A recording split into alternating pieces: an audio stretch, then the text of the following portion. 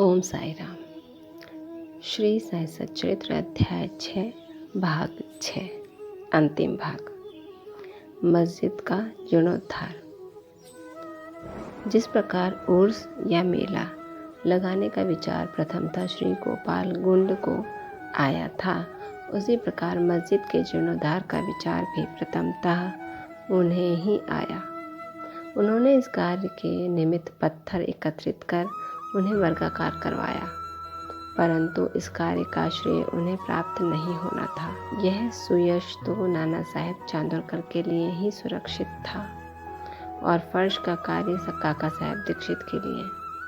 प्रारंभ में बाबा ने इन कार्यों के लिए स्वीकृति नहीं दी, परंतु स्थानीय भक्त महालसापति के आग्रह करने से बाबा की स्वीकृति प्राप्त हो गई और एक रात में ही मस्जिद का पूरा फर्श बन गया। अभी तक बाबा एक टाट के टुकड़े पर ही बैठते थे। अब उस टाट के टुकड़े को वहां से हटाकर उसके स्थान पर एक छोटी सी गद्दी बिछा दी गई। सन 1911 में सभा मंडप भी घोर परिश्रम के उपरांत ठीक हो गया। मस्जिद का आंगन बहुत छोटा था, असुविधाजनक था। काका साहेब दीक्षित आंगन को बढ़ाकर उसके ऊपर छप्पर बनवाना चाहते थे। यथेष्ट द्रव्य राशि व्यय कर उन्होंने लोहे के खंभे, बल्लियां, कैंचियां मोड़ ली और कार्य भी प्रारंभ हो गया। दिन रात परिश्रम कर भक्तों ने लोहे के खंभे जमीन में गाढ़े। जब दूसरे दिन बाबा चावड़ी से लौटे, उन्होंने उन खंभों को उखाड़ कर फेंक दिया और अति क्रोधित हो गए। वे एक हाथ से खंभा पकड़कर उसे उखाड़ने लगे और दूसरे हाथ से उन्होंने तात्या का साफा उतार लिया और उसमें आग लगाकर गड्ढे में फेंक दिया। बाबा के नेत्र जलते हुए अंगारे के सदृश लाल हो गए। किसी को भी उनकी ओर आंख उठाकर देखने का साहस नहीं होता था। सभी बुरी तरह भयभीत होकर विचलित होने लगे कि अब क्या होगा। भागोजी शिंदे, बाबा के एक परम भक्त कोड़ी भक्त, कुछ साहस कर आगे बढ़े, पर बाबा ने उन्हें धक्का देकर पीछे ढकेल दिया। माधवराव की भी वही गति हुई। जो भी उन्हें शांत करने गया, उसकी वही दशा हुई।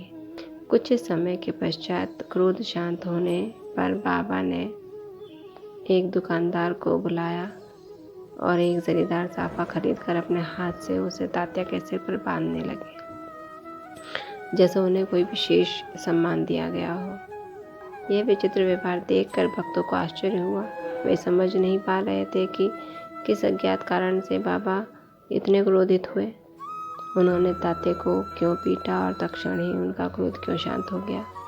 बाबा कभी कभी अति गंभीर तथा शांत मुद्रा में रहते थे और बड़े प्रेम पूर्वक वार्तालाप किया करते थे, परंतु अनायास ही बिना किसी गोचर कारण के वे क्रोधित हो जाया करते थे। ऐसी घटनाएं देखने में आ चुकी हैं, परंतु मैं इसका निर्णय नहीं कर सकी उनमें से कौन सी लिखूं और कौन सी छोड़ूं। अतः जिस क्रम से वे याद आती जाएंगी, उसी प्रकार उनका वर्णन किया जाएगा। ओम साई राम। इसी के साथ अध्याय 6 यही समाप्त होता है। श्री सद्गुरु साईनाथ अर्पणमस्तु। शुभम भवतु। यहीं पर सप्ताह पारायण भी समाप्त होता है।